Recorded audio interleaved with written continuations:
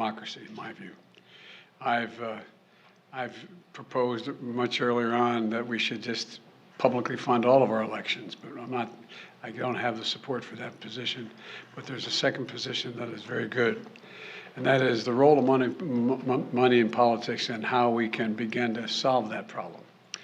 There's something I've always cared about, and at its best, our democracy serves all people equally, no matter wealth or privilege. But here's the deal. There's much too much money that flows in the shadows to influence our elections. It's called dark money. It's hidden. Right now, advocacy groups can run ads on issues, attacking or supporting a candidate right until Election Day without disclosing who's paying for that ad.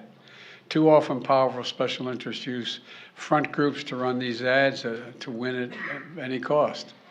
Even foreign entities that aren't allowed to contribute to political campaigns use dark money loopholes to try to influence our elections. And here's just one recent example. A conservative activist who spent, as was his right, decades working to put enough conservative justice on the Supreme Court to overturn Roe v. Wade, now has access to $1.6 billion in dark money to do more damage and, from our perspective, and restrict more freedoms. As far as we know, that's one of the biggest dark money transfers in our history. And here's the deal. The public only found out about this $1.6 billion transfer because someone tipped off some of you reporters. Otherwise, we still wouldn't know about it. But now we know, and there's something we can do about it. This week, the Senate's going to vote on the DISCLOSE Act.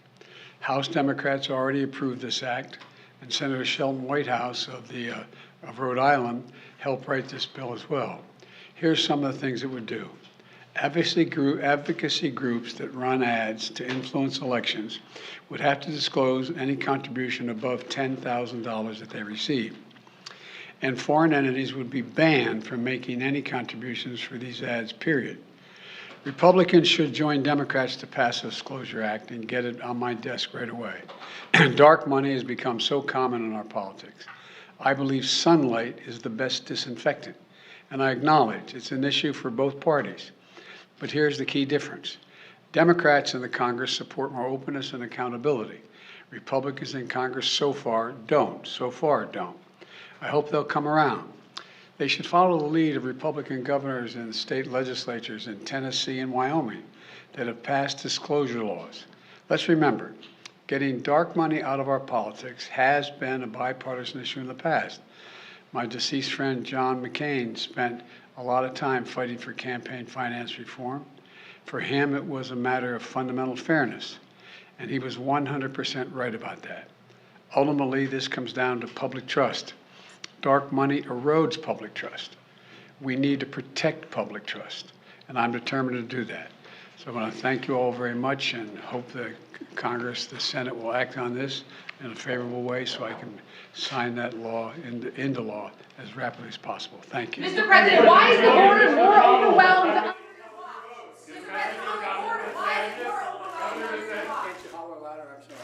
On the border, why is the border more overwhelmed under your watch, Mr. President? Because there are three countries that are there are fewer immigrants coming from Central America and from Mexico. This is a totally different circumstance. What's on my watch now is Venezuela, Cuba, and Nicaragua. And the ability to send them back to those states is not rational. You could send them back and have them, we're working with Mexico and other countries to see if we can stop the flow. But that's the difference. Thank you. What would your administration be doing, Mr. President? Looks like he's sending migrants to Delaware. Do you have any comment or response to that, sir? He should come visit. We have a beautiful shoreline.